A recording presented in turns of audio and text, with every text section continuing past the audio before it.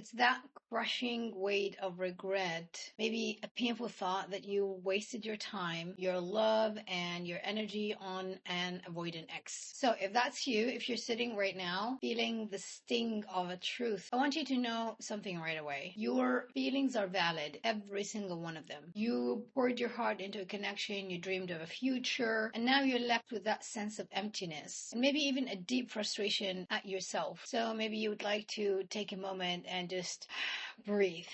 Now, I want to reframe this for you because while this might feel like a waste, I promise you it wasn't. It was a brutal, extremely helpful, and a necessary lesson. And today in this video, we're going to unpack why. So let's start with the hard truth about the nature of a relationship with an avoidant from the perspective of someone with an anxious attachment style. So when you are anxiously attached, you often unconsciously seek partners who confirm your deepest fears of abandonment, fear of not being enough, and fear of engulfment. And who better to confirm those fears than someone with an avoidant attachment style? Someone who consistently pulls away, who creates distance, and who struggles with closeness and connection. Of course, this is not a conscious choice. It's a dance of unmet needs and unconscious patterns. You, with your need for closeness, your desire to merge, you saw his distance as a challenge, puzzle that you felt you needed to solve. You thought to yourself, well, if I just love him enough, if I just understand him enough, if I just try harder, he will eventually see my worth and he would reciprocate. But here's the crucial insight. His avoidance, it wasn't about you. It wasn't a reflection of your lovability, your worth, or your efforts. It was a reflection of his internal world, his history, his attachment wound. He was operating from a place of fear too. Fear of rejection, fear of vulnerability, and fear of being controlled. He built walls not just to keep you out. He built walls to keep everyone out. To protect his deeply sensitive core, he learned long ago that closeness equals pain. So when you look back and you think that was a waste, I want you to replace this word with that was a mirror. This relationship was a mirror for you. It was a painfully accurate, sometimes shattering mirror that reflected back to you parts about your attachment style that need healing. So your yearning for closeness, your tendency to overfunction, your desire to fix, and your fear of abandonment, all of these are not flaws. They are signposts. They are indicators that your anxious attachment was activated and often exaggerated by an avoidant dynamic. That's okay, because now you know. You know what it feels like to chase. You know what it feels like to feel constantly on the edge, brave, constantly waiting for crumbs of attention. You know the exhaustion, the self-doubt, and this knowledge, this painful awareness, it's not a waste. It's a fertile ground from which your secure attachment will grow. Think about it this way. Before this experience, perhaps you didn't fully understand the depth of your attachment style. Perhaps you blamed yourself or your partner, but never quite connected the dots to your attachment patterns. So this relationship, difficult as it was, it gave you that undeniable clarity, showed you in stark belief what happens when an anxious meets an avoidant, and more importantly, what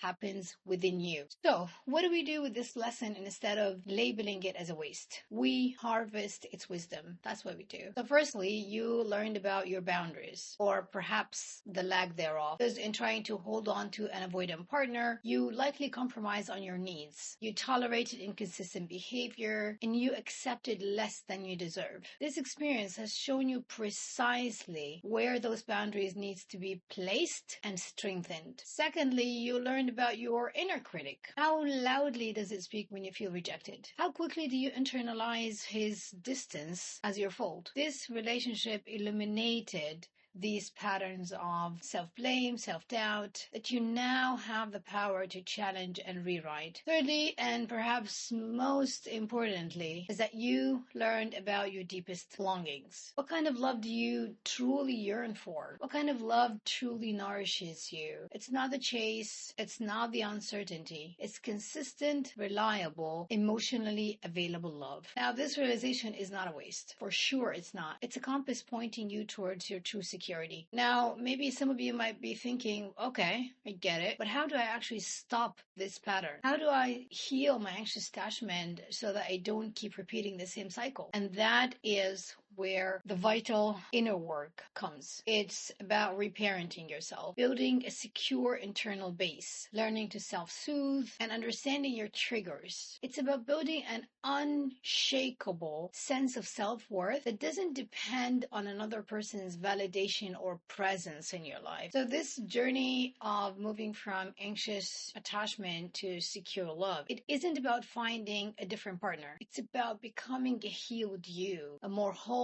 more integrated, more self-assured you. A you who can recognize healthy love, set firm boundaries, and walk away from anything that doesn't align with your deepest desires for connection. So instead of seeing your time with an avoidant as a waste, I want you to see it as a powerful catalyst, a painful but ultimately transformative experience that has propelled you to this path of healing. So you're not starting from scratch. You're starting with invaluable information about yourself and what you truly need. And if you're ready to take this clarity and turn it into lasting change, if you're ready to heal your anxious attachment patterns and finally attract and sustain secure love, then I invite you to take the next step. In the description below, you'll find a link to book a qualifying discovery session with me. This is a genuine conversation to explore where you're at, what your unique challenge is, and to see if my coaching approach is the right fit to support you on your journey to secure love. From someone who's been there herself, I have been there myself. I know how it feels. And I'm telling you, this is an opportunity to create a roadmap for your healing. Don't let the lessons of your past become regrets. Let them become the foundation for a future filled with secure love, deep connection, and unshakable self-worth. Know that you're worthy of all of it and that you can start your healing journey right now. Let me know in the comments below if any of this resonated with you. Take care of yourself, and I'll catch you up in our next video. Bye for now.